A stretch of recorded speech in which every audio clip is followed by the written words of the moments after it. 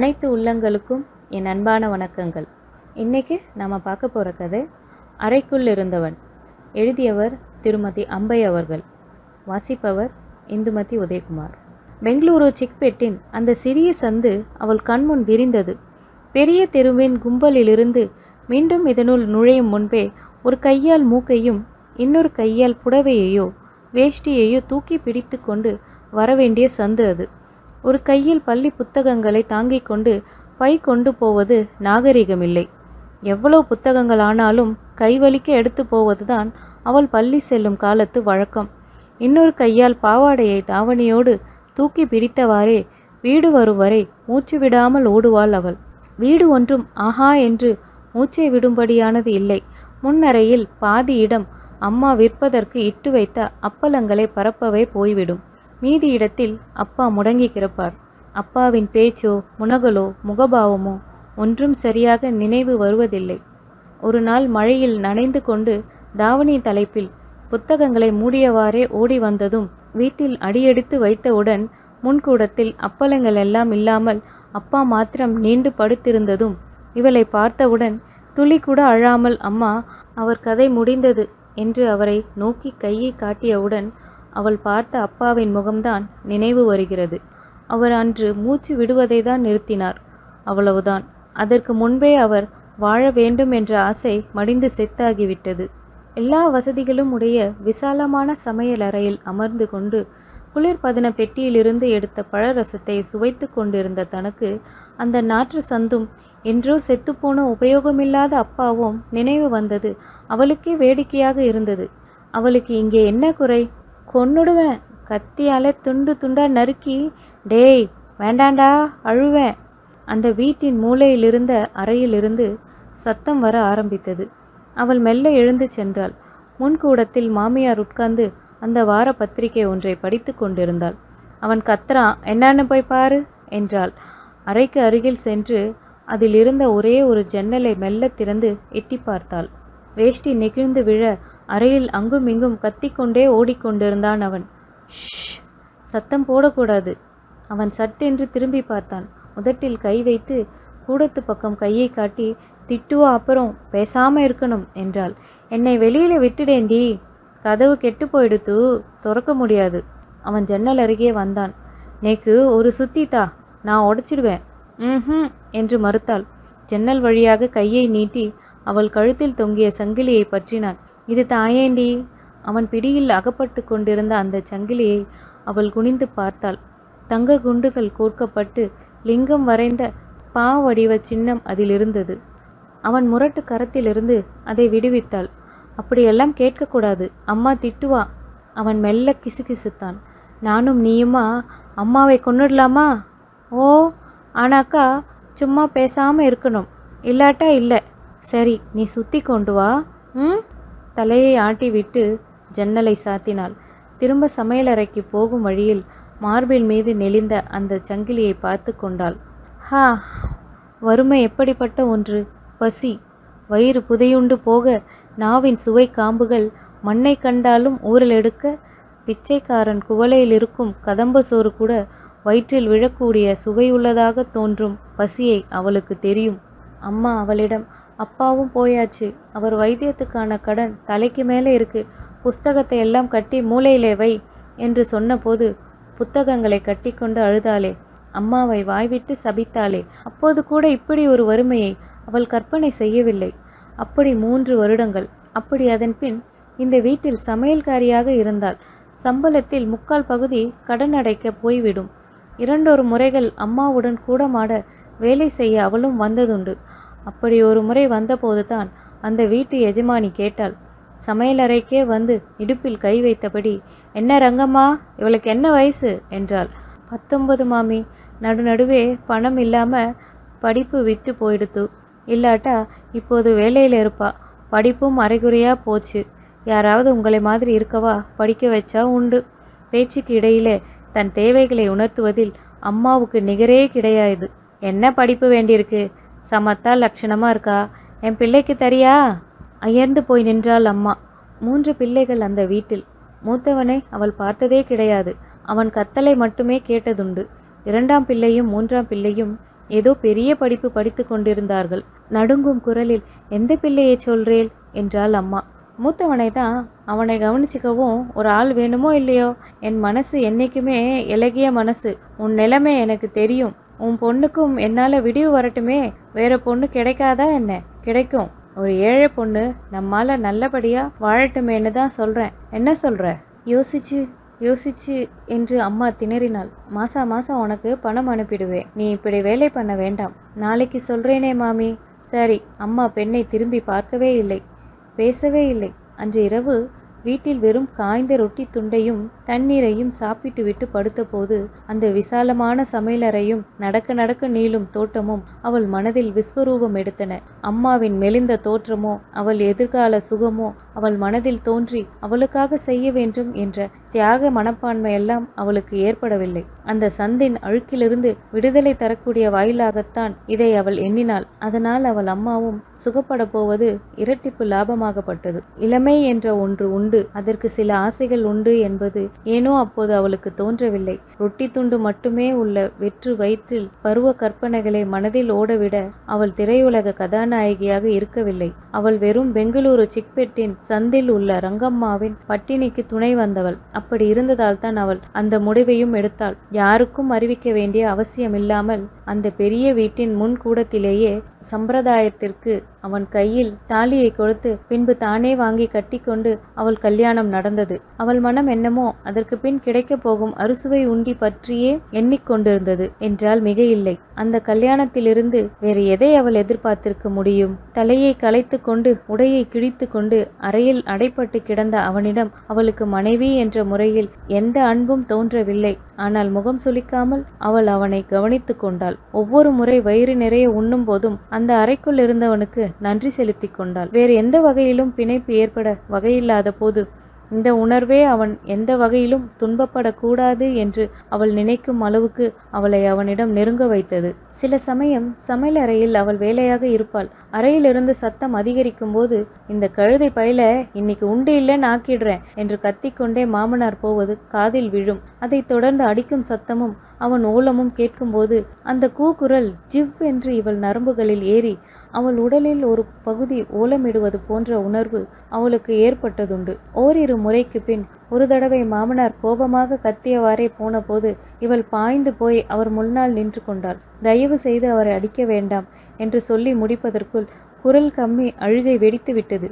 சமையலறையில் வேலை செய்ததால் வியர்வை துளிகள் நெற்றியில் அரும்ப வேகமாக வந்ததால் மூச்சு வாங்க அவள் நின்று சொல்லிவிட்டு பின் உதடு மடங்க அழுததும் மாமனார் மலைத்து நின்றார். அவள் மீண்டும் சமையலறைக்கு ஓடி வந்து விட்டாள். அன்று ஏன் அவள் அழுதாள் என்பது அவளுக்கே புரியவில்லை. அந்த அறைக்குள் இருந்தவன் அவள் பொறுப்பில் இருப்பவன் போலவும் அவளால் அவனுக்கு செய்யக்கூடியது கருணை காட்டுவது மட்டுமே என்றும் அவளுக்கு மாமனார் முன் நின்று பேசிய அந்த கணம் தோன்றியிருக்க வேண்டும். அதிகம் ஆழ்ந்த சிந்தனைகளில் மூழ்கியிரா அவள் மனதை அந்த எண்ணத்தின் வேகமும் ஆழமும் தாக்கவே அவள் நிலை குலைந்து அழுதுவிட்டாள். அந்த பொறுப்பின் பாரத்தை தன்மேல் தானாகவே தன்னை அறியாமலே சுமத்தி கொண்டு விட்டோமே என்று அவள் அழுதாள். மூன்றாம் மனிதனுக்கு பணிவிடை செய்வது போல் செய்துவிட்டு இந்த செல்வத்தின் சுகத்தை அனுபவிக்கும் பொறுப்பில்லா மனம் ஏற்படாமல் ஏன் தொண்டை கிழிய கத்தும் இந்த மனிதனை காப்பது தன் கடமை என்று தோன்ற வேண்டும் என்று அவள் அழுதாள். அதற்கு பின் அவனை யாரும் அடிக்க முயலவில்லை. அதற்கு பதிலாக சத்தம் வந்தவுடன் அவள் அழைக்கப்பட்டாள். எந்தெந்த சந்தர்ப்பங்களில் அவன் எப்படி சத்தம் போடுவான் என்பது அவளுக்கு பழகிவிட்டது. சத்தத்திலிருந்தே அறைக்குள் என்ன நடக்கிறது என்று அவளுக்கு புரிந்துவிடும். சில சமயம் அவன் குணமாகிவிடலாம் என்ற நப்பாசை கூட இரவு படுக்கையில் படுத்துக்கொண்டு தோட்டத்திலிருந்து வந்த காற்றில் கலந்து வரும் மல்லிகையின் மனத்தை நுகர்ந்தவாறே இருக்கும்போது அவளுக்கு ஏற்படும். திடீரென்று அறையை திறந்து கொண்டு அவன் வந்து அவளை பெயர் சொல்லி கூப்பிடுவது போல் அவள் எண்ணிக்கொள்வாள். அப்போதெல்லாம் எழுந்து போய் அவன் அறையின் ஜன்னல் கதவை திறந்து பார்ப்பாள். படுக்கை ஒரு புறமாயும் அவன் ஒரு புறமாயும் அவன் படுத்து கிடப்பான். தூங்காமல் வெறித்து பார்த்தவாறே உட்கார்ந்து கொண்டிருக்கும் நாட்களும் உண்டு. அர்த்தமில்லா சின்னஞ்சிறு ஆசைகளுக்கு வெள்ளி முலாம் போட்டு பொற்கிரீடம் வைத்து அவற்றுக்கு நெஞ்சில் அரச பதவியை வாங்கி தந்துவிடும் இளமை என்னும் மந்திரவாதியின் கைப்பாவையாய் அந்த ஜன்னல் வழியாக அவளுடைய சொத்தான அவனை அவள் பார்ப்பாள். எல்லாரும் உறங்கியிருக்கும் அந்த இரவு வேளையில் வெகுநேரம் அப்படி அவள் நின்றதுண்டு. அந்த அசட்டு நப்பாசைகள் எல்லாம் செத்துப்போய் 2 ஆண்டுகள் ஆகிவிட்டன.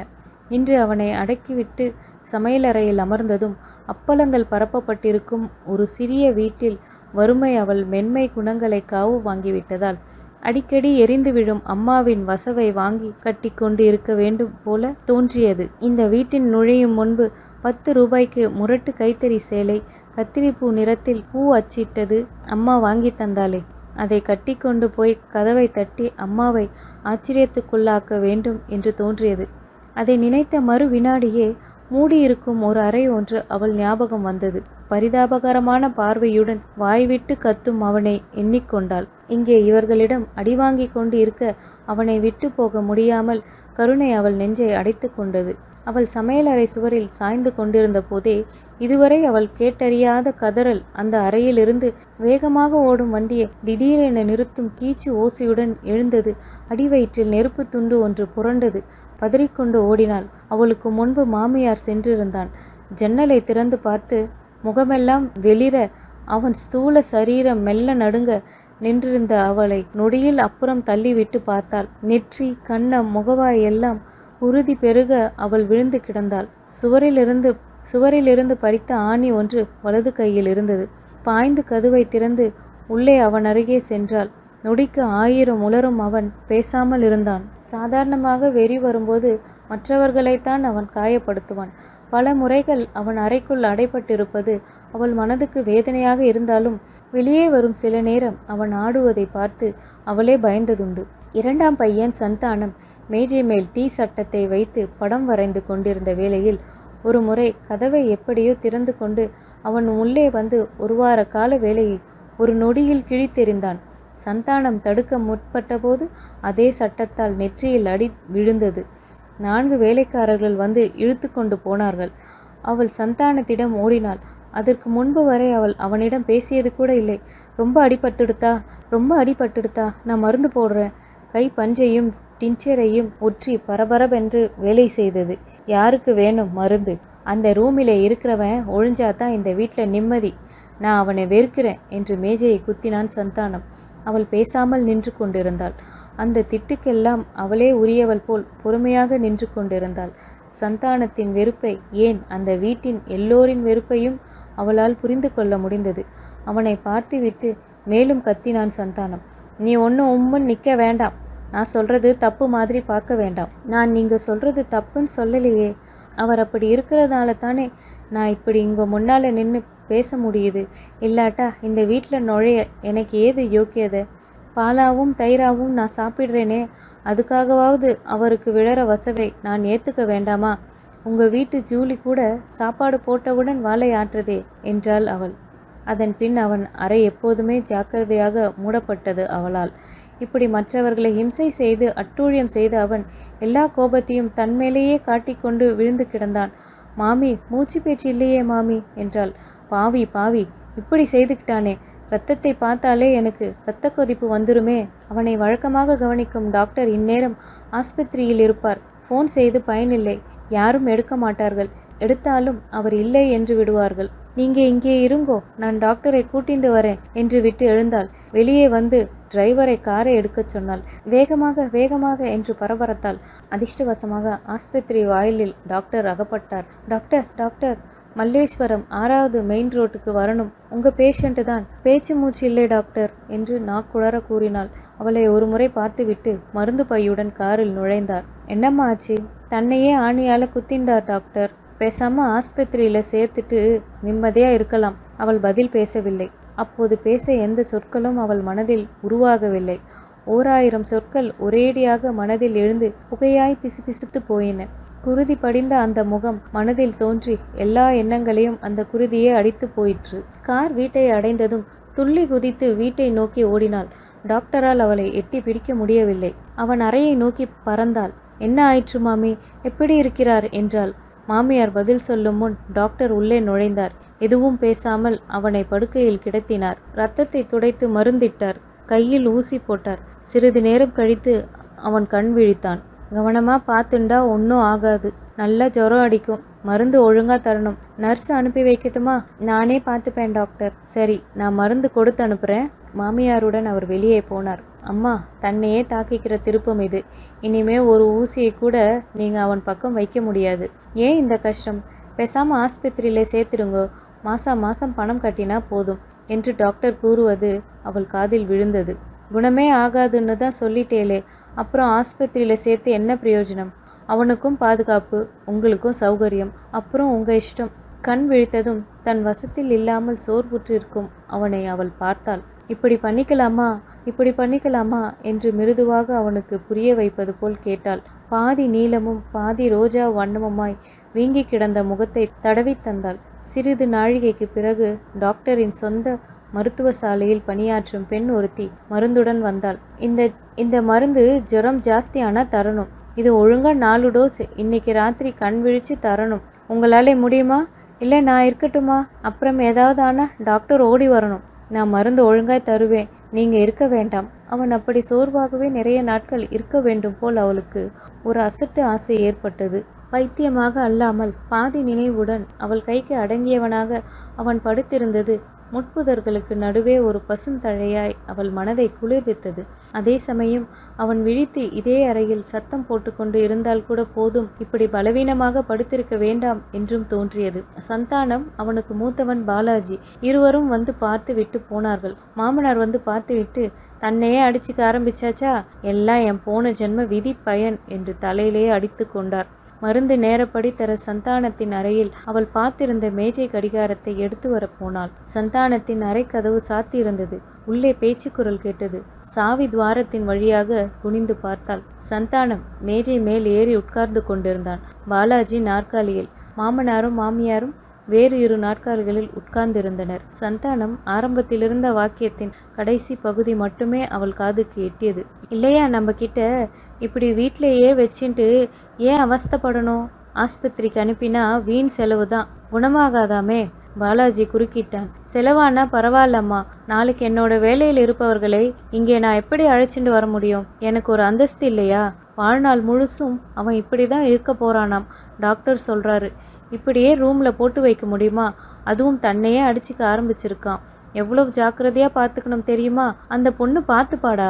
அந்த பொண்ணு அவளை இங்கே கூட்டிட்டு வந்தியே, அதுதான் முதல் தப்பு. அவள் அவனை ஏன் கவனிச்சிக்க மாட்டா?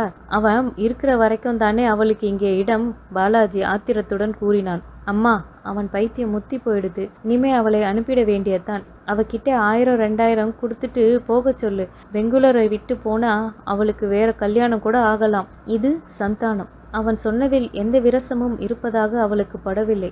ஒருவேளை இந்த வீட்டிலிருந்து அவள் அனுப்பப்பட்டால் அவள் மனமே அப்படி நினைக்கலாம். ஆனால் அந்த அறைக்குள் இருந்தவன் அவள் தோழன். அவனுக்கு அவள் கடமைப்பட்டவன். அவன் எங்கோ கதறி கொண்டு இருக்கும் வரை அந்த கதறல் அவள் நெஞ்சத்தில் மோதிக்கொண்டே இருக்கும். அவள் கழுத்தில் தொங்கும் அந்த சின்னத்திற்காக அவள் அப்படி உணர்ந்தாள் என்று இல்லை. அவனை கவனித்து கொள்ள வெறும் வேலைக்காரியாய் அவள் நியமிக்கப்பட்டிருந்தாலும் அதே அளவு பிணைப்பு அவளுக்கு ஏற்பட்டிருக்கும் என்று அவளுக்கு பட்டது. இதுவரை பேசாமல் இருந்த மாமனார் பேசினார். அந்த பொண்ணுக்கிட்ட நான் பேசுகிறேன். இந்த தடவை நிஜமாகவே அவனுக்கு ஜாஸ்தியாகிவிட்டது. இனிமே அவனை நம்மால் சமாளிக்க முடியாது. அனுப்பிட வேண்டியதுதான்.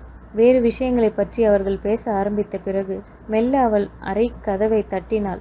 சந்தானம் திறந்தான். என்ன வேணும்? கடிகாரம், மருந்து தரணுமே. அவன் மேஜையில் இருந்த கடிகாரத்தை எடுத்து தந்தான். அதை பெற்றுக்கொண்டு மீண்டும் அவன் அறைக்குள் நுழைந்து கதவை மூடிக்கொண்டாள். அவன் தலையை தன் மடியில் கிடத்தி கொண்டாள். அவனை குனிந்து பார்த்தாள். இவருக்கு என்ன வயது இருக்கும் என்று விசித்திரமான சந்தேகம் வந்தது. 35 இருக்கும், அதற்கு மேலும் இருக்கலாம். இனி மீதி வாழ்நாளே ஒரு பைத்தியக்கார ஆஸ்பத்திரியில் உக்கிரமான பைத்தியங்கள் இருக்கும் பகுதியில் இருக்கப் போகும் அவன் நிலையை எண்ணி பார்த்தாள். வயது ஏற ஏற வலு குறைந்து தன்னை தாக்கிக் கொள்ளவோ மற்றவர்களை தாக்கவோ சக்தி இல்லாமல் போகும்போது மீண்டும் அவன் இங்கே இந்த அறையில் அடைக்கப்படலாம். சந்தானமும் பாலாஜியும் அப்பொழுது குடும்பஸ்தர்களாக இருப்பார்கள். அவர்கள் குழந்தைகள் இந்த ஜன்னலின் வழியாக எட்டி பார்த்து பைத்தியக்கார பெரியப்பா என்று கூவி அழைக்கலாம். அப்படி சொல்லக்கூடாது என்று கண்டிக்க யாரும் இல்லாமல் போகலாம். அல்லது கடைசி வரை அந்த பைத்தியக்கார ஆஸ்பத்திரியே அவன் உலகமாகி விடலாம். அவன் கேசத்தை அவள் வருடி தந்தாள். எவ்வளவு சுலபமாக அவன் விதியை அவர்கள் நிர்ணயித்து விட்டார்கள், அவளுடையதையும் கூட. இந்த மடியில் படுத்திருப்பவனுக்கு அவள் வாழ்வு அவனால் மாறியதும் இன்று மீண்டும் அவனால் மாறப்போவதும் எப்படி தெரியும்? ஆனால் அவனுக்கு அவளை கட்டாயம் நினைவு வரும். எங்கேயோ மன இருட்டில் தத்தளித்து கொண்டிருக்கும்போது மென்மையான இரு கரங்கள் கலங்களாக அவன் ஞாபகத்துக்கு கட்டாயம் வரும் என்பதில் அவளுக்கு அசாத்திய நம்பிக்கை இருந்தது. அந்த வீட்டிலேயே அவளிடம் அவன் அதிக அன்பை பெற்றிருந்தான். அத்தனை அன்பு எப்படி வீணாக முடியும்? அந்த அன்பின் சிறு கீதங்கள் அந்த பைத்தியக்கார மனதில் கூட எப்போதாவது ஒலிக்கும். மாறப்போகும் தன் வாழ்வை அவள் எண்ணிக்கூட பார்க்கவில்லை. அதை அமைத்து கொள்வது சிரமமான காரியமாக அவளுக்கு படவில்லை. ஏதாவது டீச்சர் உத்தியோகத்துக்கான படிப்பை பெறலாம். அவள் சின்ன விஷயங்கள், இவர்கள் தரப்போகும் பணத்தால் தீரப்போகும் விஷயங்கள். அந்த சிக்பெட்டின் சந்தின் நாற்றம் போதாது என்று இவளை பற்றியும் வம்புகள் இனிமேல் அங்கே மணக்கும். அடுத்த வீட்டு ரவியோடு இவள் பேசினால் எதிர் வீட்டு ராயர் மாமியின் விழிகள் பிதுங்கும். அந்த பொண்ணுக்கு கல்யாண ஆசை வந்துடுத்து என்று கௌரம்மாவிடம் சென்று கரிசனமாக கூறுவாள். மாதம் முன்னரை வாசப்பாடி அருகே ஒரு ஓரத்தில் அவள் அமரும் நாள் தள்ளி போய்விட்டால் வாயை கிண்டினால் எல்லாவற்றையும் கொட்டிவிடும் அம்மாவிடம் இருந்து வந்து, என்ன ஆச்சு, நீங்க ஜாக்கிரதையா இருக்கணும் மாமி, காலம் கெட்டு போயிடுத்து என்று அவள் வயிற்றில் புளியை கரைக்க வைப்பார்கள். அப்பா இறந்த 3 வருடங்கள் அவள் அனுபவிக்கவில்லையா? அந்த சந்தின் ஆண்கள் மட்டும் என்ன உயர்த்தி? அவள் சிறு பெண்ணாக இருந்த போது நடந்த சம்பவம் அவளுக்கு இன்னும் மறக்கவில்லை. ராயர் மாமா எப்போதும் இவளை கூப்பிட்டு பழம் ரொட்டி எல்லாம் கொடுத்து உங்க அம்மா கிட்டே கொடு என்பார். அம்மாவிடம் கொடுத்தால் முதுகில் பழம் வர வைத்து விடுவாள் என்று தெரியும். இவளே தின்று விடுவாள். சிநேகிதிகளுடன் பகிர்ந்து கொள்வதும் உண்டு. ஒரு முறை அவர் சிவப்பு பட்டு ரவிக்கை துண்டு ஒன்றை அவளிடம் தந்து, உன் அம்மா கிட்டே கொடுத்துரு, மாமி ஊர்ல இல்லைன்னு சொல்லு என்றார். அம்மாவிடம் சென்று அவள் சொன்னதுதான் தாமதம். அம்மா அவளையும் இழுத்து கொண்டு விடுவிடுவென்று ராயர் வீட்டில் புகுந்தாள். மாலையில் குளிக்க நீர் சுட பண்ண ராயர் குளியலறையின் பெரிய தவளைக்கு அடியே விறகு வைத்து எரிய விட்டிருந்தார். கன்னட பாடல் ஒன்றை உறக்க பாடிக்கொண்டு அதன் எதிரிலே குந்தி உட்கார்ந்திருந்தார். அந்த சிவப்பு ரவிக்கை துண்டை அந்த நெருப்பில் திணித்தாள் அம்மா. பிறகு ஏதோ கத்தினாள். அந்த வயதில் அது புரியாததாலோ என்னவோ சொற்கள் நினைவு இல்லை. நெருப்பில் கருகி கொண்டிருந்த ரவிக்கை துண்டை சுட்டிக்காட்டி அதைவிட சிகப்பாக கண்கள் ஒளிர இன்னொரு கையை நெஞ்சின் மீது வைத்து நின்று கொண்டிருந்த அம்மாவின் உருவமும், எண்ணெய் தடவிய உடம்புடன் பிரமித்து போய் நின்ற ராயரின் உருவமும் மறக்கவில்லை இன்னமும். இப்போது மட்டும் அந்த சந்து மாறிவிட போகிறதா என்ன? ராயர் இல்லாவிட்டால் எவனாவது ராவ்ஜி வந்து விட போகிறான். அந்த சந்தின் வம்பும் அவதூறு பேச்சும் நாக்குகளும் ஏனோ அவளுக்கு பழைய பயத்தை உண்டாக்கவில்லை. அவளை அறியாமல் ஒரு மகாராணியின் கம்பீரம் அவள் மேல் வந்து கவிழ்ந்து கொண்டது போல் அவள் உணர்ந்தாள். தன் ஒரு பார்வையாலேயே அங்குள்ள அத்தனை பேரையும் சாம்பலாக்கிவிடும் பலம் அவளிடம் வந்து சேர்ந்து விட்டது எப்படியோ. அந்த குறுகிய சந்து, அதை சுற்றி இருந்த குறுகிய மனங்கள் எதுவும் அந்த கணம் அவள் மனதை பாதிக்கவில்லை. அந்த வாழ்க்கைக்கு மீண்டும் போகிறோமே என்ற தாபம் சிறிதளவு கூட எழவில்லை. தன் மடியில் தலை வைத்து படுத்திருந்தவனை பற்றிய எண்ணமே அவள் மனதை வியாபித்திருந்தது. அவளுக்கு மனம் இருந்தது, சிந்தனை இருந்தது. புழுவாக மற்றவர்கள் நடத்தினாலும் வாழ வேண்டும் என்ற துடிப்பு இருந்தது. இவனுக்கு என்ன இருக்கிறது? வாழ்நாள் முழுவதும் ஒரு அறையினுள் கத்திக்கொண்டோ தன்னையே தாக்கிக் கொண்டோ இன்னும் எத்தனை வருடங்கள் இவன் வாழ வேண்டும்?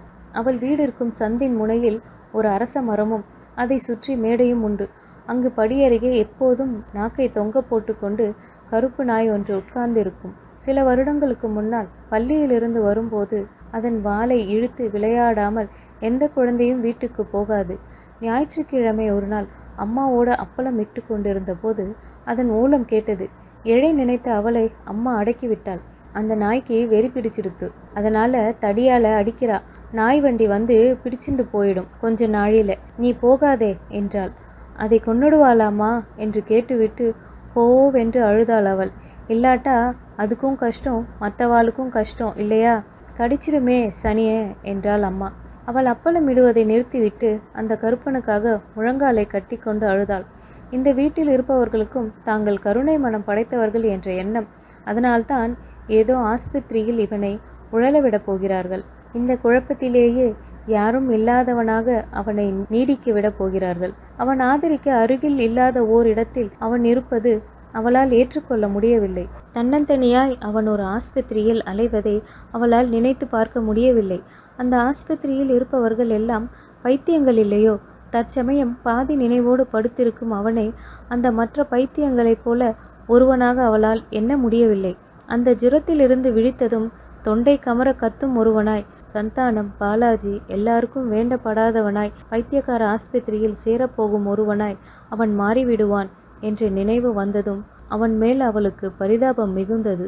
அந்த ஜுரத்திலிருந்து அவன் மீளாவிட்டால் சாட்டையால் அடிக்கப்பட்டது போல் அவள் உடல் சிலிர்த்து நடுங்கியது. அவன் மீள வேண்டும் என்று சொல்லிக் கொண்டாள். எதற்காக? மீண்டும் துணியை அவிழ்த்து கொண்டு ஓடவா? அவள் கூட அருகில் தடை செய்ய இல்லாமல் அடி வாங்கவா? பைத்தியக்கார விடுதியில் மெல்ல சாகவா? அவன் தயவில் அவள் சாப்பிட்ட உணவெல்லாம் நெஞ்சு வரை அடைத்தது. அவனுக்கு அவள் காட்டக்கூடியதெல்லாம் வெறும் அனுதாபம்தான், பரிவுதான், அன்புதான். அது எந்த வடிவில் வெளிப்பட வேண்டும் என்பது அவளே தீர்மானம் செய்ய வேண்டிய ஒன்று. எது கருணை, எது கொடூரம் என்பதை நிர்ணயிக்க வேண்டியது அவள்தான். முக்காலி மீது அவள் வைத்திருந்த கடிகாரத்தை பார்த்தாள். மடியில் கிடந்த அவன் முகம் ஜுர வேகத்தில் மேலும் சிவந்து கிடந்தது. வாய் அரற்றி கொண்டிருந்தது. அவள் அவன் கேசத்தில் விரலிட்டு அணைத்தவாறே உட்கார்ந்திருந்தாள். அவன் உடல், முகம் எல்லாவற்றையும் மெல்ல வருடினாள். அவன் தலை வைத்திருந்த தொடை மறுத்து போயிற்று. பல மணி நேரங்கள் அவன் அவள் மடியில் அவள் அன்புக்குரியவனாய் கிடந்தான். அந்நிலையிலேயே சுவரில் சாய்ந்து அவள் தூங்கியே போய்விட்ட போது இதுவரை உணரா தன்மை அவள் விரல்களில் ஊடுருவியது. திடுக்கிட்டு விழித்து அவன் நாசி அருகே விரல் வைத்து பார்த்தாள். தலையை கவிழ்த்து அவன் நுதலில் தன் இதழ்களை பதித்தாள். ஒரு பெருமூச்சுடன் அவன் தலையை கீழே வைத்தாள். தொடையை நீவி விட்டு கொண்டாள். மெல்ல எழுந்து முக்காலியில் இருந்த மருந்து குப்பியை அறையோடு இணைத்திருந்த குளியலறையில் தொட்டியில் கவிழ்த்தாள். பிறகு மீண்டும் அதை முக்காலியில் வைத்தாள். அதற்கு பிறகு அந்த அறைக்குள் இருந்தவனை வெளியேற்றுவதற்கான ஆயத்தங்களை அந்த வீட்டில் இருந்தவர்களிடம் செய்ய சொல்ல அந்த அறை கதவை திறந்தாள். வெளியே இருந்த சுதந்திரமான காற்று இதுவரை மூடியிருந்த அந்த அறையினுள்ளே வீசியது. கதை முற்றும். இந்த கதையில் அவள் அவனை தன் கணவனாகவும் நண்பனாகவும் மட்டும் இல்லை, தன்னுடைய நன்றிக்குரியவனாகவும் அவள் பார்த்தா. அதனால் அவள் எடுத்த முடிவு எல்லாருக்கும் சரியானதாக படுமான்னு தெரியல. ஆனால் அதில் இருக்க நியாயம் அந்த அவளுக்கு மட்டுமே புரியும். இந்த கதையை பற்றின உங்கள் கருத்துக்களை கீழே கமெண்ட்ஸில் பதிவு பண்ணுங்கள். இதே மாதிரி வேறொரு நல்ல கதையுடன் மீண்டும் உங்களை சந்திக்கிறேன். நன்றி.